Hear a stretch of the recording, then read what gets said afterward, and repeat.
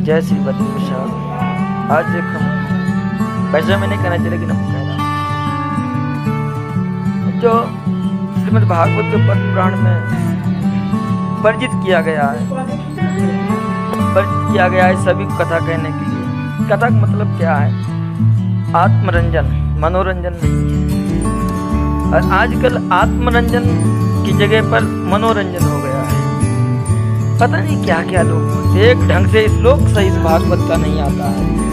वक्ता बने, चेहरा अच्छा भगवान दिया, स्वरूप अच्छा भगवान ने दिया, तो उल्टी सीधी हरकतें करते हैं व्यासपीठ पर बैठकर। ग्रंथों का सत्यानाश। अभी एक सज्जन का मैंने वीडियो देखा, अंतिम श्लोक जो श्रीमद् भागवत का है, प्रणाम दुख समनस्तम नमामि हरि परम। ऐसा आशय यह है कि यदि 7 दिन कोई भागवत पूरी नहीं सुन पाता है तो उस श्लोक का अंतिम बार में 3 बार उच्चारण यदि कर लेता है तो पूरे पाठ का और पूरी कथा का फल प्राप्त होता। ऐसा श्री सूत जी महाराज के मुख से व्यास जी कहलाते हैं। व्यास कौन है? भगवान साक्षात नारायण है। कौन? भगवान वशिष्ठ के प्रपौत्र हैं। वाल्मीकि रामायण में तो आपको मंत्र जपने वालों में श्रेष्ठ बताया गया है। कई जगह पर ऐसा नाम लिखा, मंत्र जपने वालों में श्रेष्ठ व्यास वशिष्ठ जी महाराज ऐसा कह रहे हैं। ऐसा तो अभी मैं 2-3 दिन से उनके वीडियो देख रहे, बड़े उल्टे सीधे वीडियो में माने नाटक करते हैं। कभी कभी नाचते नाचते व्यासपीठ पे आना, बड़ा भरतनाट्यम इत्यादि करते हुए, तत्पश्चात अन्य भी ऐसे बहुत विचित्र करते आते हैं जो देख करके लगता 6 नंबर ही है। तो ये श्लोक यहाँ पर देखो दिया है, नाम संकीर्तनम यस्य सर्व पाप प्रणाशनम प्रणामो दुख समनस्तम नमामि हरिम परम। ऐसा श्लोक बोल रहा है। श्लोक कह रहा है यदि कुछ नहीं कर पाते हैं अंतिम में भगवान का संकीर्तन करें। संकीर्तन नाम संकीर्तन, नाम कीर्तन इत्यादि जो भी श्रीमन नारायण सीताराम राधे श्याम हरे राम या महामंत्र 16 अक्षरों का प्रणामो दुख समनस्तम। भगवान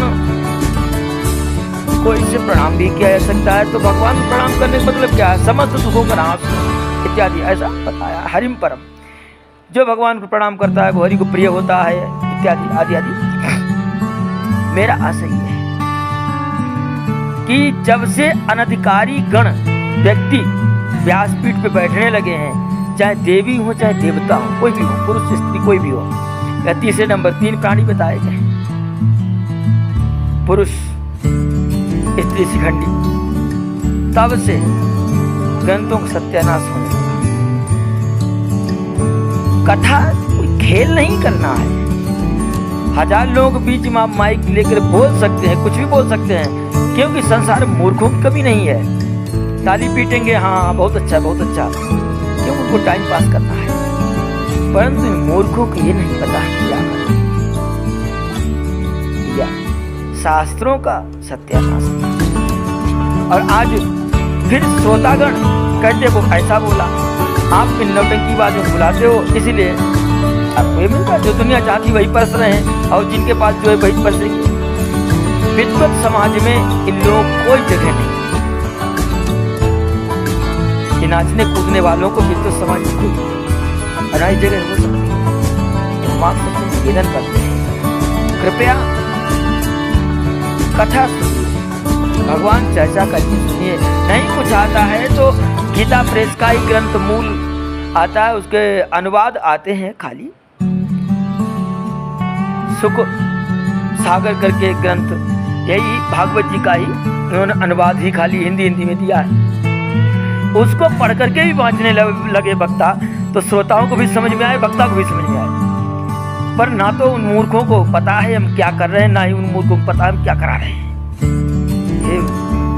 प्यारे प्रियजनों, हम लोग क्यों सब यात्रा निकाल रहे हैं? आज से 30 वर्ष पूर्व के हम ऑडियो सुनते हैं पूज्य प्रात श्रद्धेय श्री डोंगरे जी महाराज, श्रद्धेय पूज्यपाद श्री कृपाशंकर जी महाराज, श्री अखंडानंद जी महाराज, श्री करपात्री जी महाराज इत्यादि महापुरुषों को उनकी वाणी में लगता है कुछ है। आज थोड़ पति भागवत में तो यहाँ तक कि पद्म पुराण में तो लिखा है विरक्तो वैष्णवो विप्रह तो दृष्टांत कुशल होना चाहिए, ना कि नौटंकी कुशल होना चाहिए। आज इसमें नाटक नौटंकी कुशल हो गए पर भगवान को और भगवान का स्मरण को दूर कर दिया। पता नहीं क्या क्या उल्टे सीधे गीत गाते हैं, दुनिया को रस मिलता है और उन बेवकूफों के नहीं मालूम आपने लाखों रुपए खर्च किए, किस लिए खर्च किए? अपने कल्याण के लिए, ना कि नाटक के लिए। ये नाटक करना है तो अलग से 1-2 लाख रुपया खर्च करो, खूब कराइए, पर व्यासपीठ पे बैठ के नाटक ना ही सहन करो और ना ही किसी करने दो। और स्वयं हो सके तो श्रीमद् भागवत, रामचरितमानस, वाल्मीकि रामायण इत्यादि ग्रंथों का अध्ययन करो। समय निकाल करके वक्ता क्या बोल रहा है तब समझ में आए हमारे यहाँ सही बोल रहा है गलत बोल रहा है। आजकल हम लोग ग्रंथों का अध्ययन नहीं कर रहे, गूगल गुरु जिंदाबाद, उल्टा सीधा ज्ञान दे देते लोग हैं।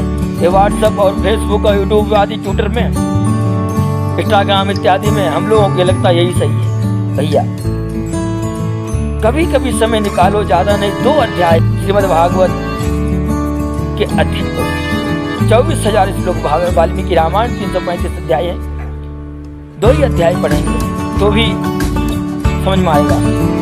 नहीं 50 अध्याय पढ़ो, 2 अध्याय भागवत पढ़ो, 10-11 दोहा रामचरितमानस के पढ़ो इत्यादि ग्रंथों, तब ना समझ में आए ये वक्ता क्या बोल रहे हैं। हे करते हैं, अरे भागवत में कहीं पर हे पत्ती वाला का प्रसंग ही नहीं है। उन महापुरुषों प्रसंग है, उन महापुरुष की वाणी है जो हमेशा समाधिस्थ रहते हैं, श्री सुखदेव मुनि महाराज। तो कृपया इन ग्रंथों की सब यात्रा, हम किसी को उल्टा सीधा नहीं कह सकते, ना ही हमारी इतनी क्षमता है। लेकिन आज मैं कई दिन से 2-3 वीडियो देखा उल्टे सीधे। अभी एक लड़की माता दुर्गा, पराम्बा, करुणामयी, भास्वती, अखिलेश्वरी जगत के कारण है, उस माँ को बड़ा विचित्र शब्द से उसने दुख लगा। भाई ऐसा मत करो आप, क्योंकि आप यदि अपशब्द किसी देवी देवता कहोगे तो आपको भी देवी ही कहलाते हैं, फिर आप में वैश्या से कम नहीं है।